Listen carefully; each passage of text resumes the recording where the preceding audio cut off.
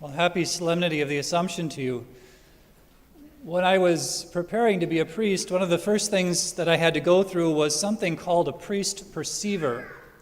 It was a survey put together by the Gallup company that they decided to implement in our diocese many years ago. They don't do it anymore, in order to discover whether or not a young man had the capacity initially to be a priest. And I'll never forget one of the questions they asked me. The question was, if they found the bones of Jesus beyond a reasonable doubt, they were sure, what would you say? And of course, my answer as a pious young man was, well, they wouldn't. He rose from the dead and ascended into heaven. His bones are no longer here. Now, most of us, if you hear this, if you watch any television at all in the last 10 years, especially if you have cable, you've discovered many shows that try to undermine that idea that Jesus rose from the dead by claiming they have found his bones, which of course is a lie and totally contrary to our faith. The reason I bring that up is because we could say the same thing about Mary. Today, as we celebrate the feast or the solemnity of her Assumption into heaven, Mary was, as the doctrine of the Church says, after her earthly life was through, and God not wanting to see her body undergo corruption, was assumed body and soul into heaven. This is very important because it undermines another thought that often pervades our culture, Western world especially.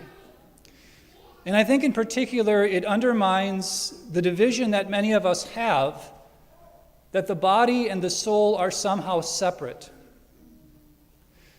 Most of us have that perception because when we experience death normally, we see that there is a body, but we know that the person is not there anymore. There's no longer a soul.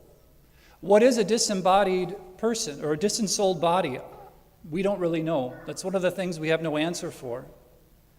But the fact that Mary assumed into heaven, her bones are not here, her body is not here, tells us and foreshadows a bit of our end. Many young people today are imbued with this idea that what I do with my body does not affect what happens to my soul, when the opposite is the reality. Your body is you. And you do nothing with your body that your soul does not do. I mean, now sometimes I wake up fairly early in the morning, but sometimes I don't feel like getting out of bed.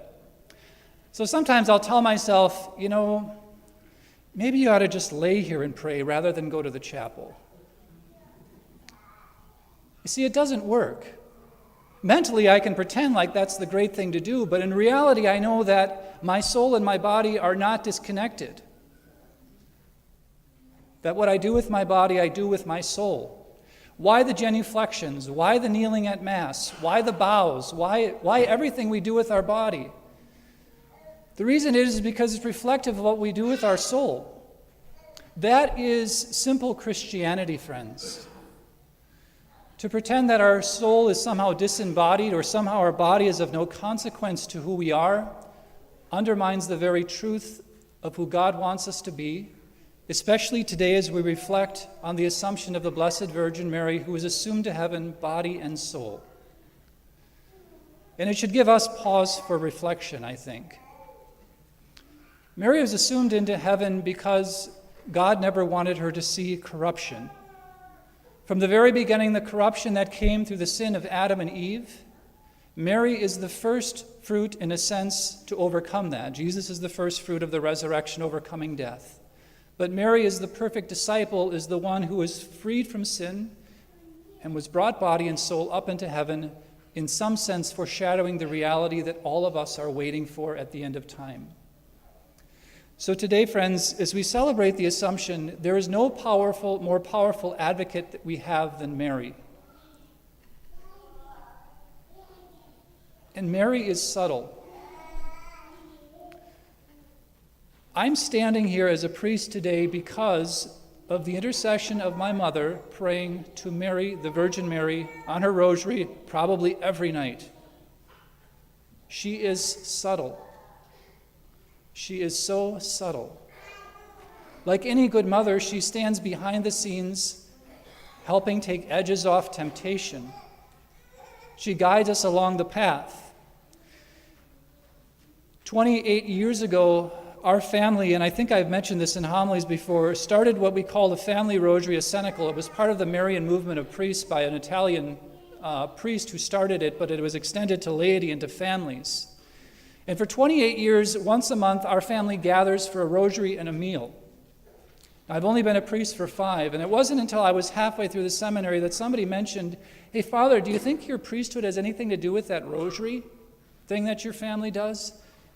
And after thinking about it for a brief moment, I thought, you know what? It probably did. It probably does. You see, the subtlety that Mary works in our lives is the same subtlety she had in life. Did she own a Fortune 500 company? Nope.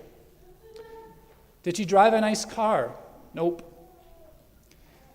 Did she do anything that the world would say was outstanding? Probably not.